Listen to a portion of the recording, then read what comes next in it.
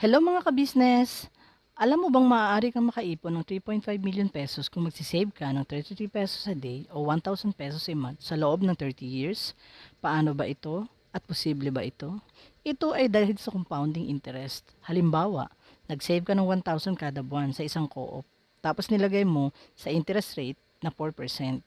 After 30 years, meron kang 696,363 pesos. What if sa 12% interest mo ma-invest ang pera mo? After 30 years, kakaroon ka ng 3.5 million pesos.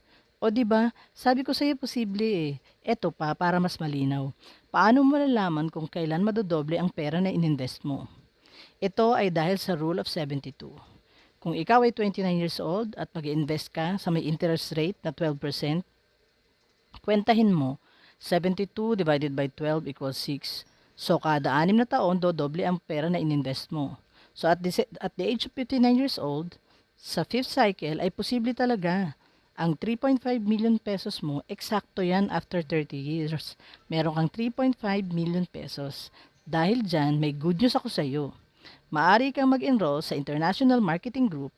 After enrollment, ay may instant 1,000 pesos investment ka sa iyong portal. At isang good news pa, maaari mo itong dagdagan for as low as 20 pesos at walang service charge every time na magdadagdag ka. Kaya i-message mo na ako sa mga social media account ko para mag-guide kita. Salamat!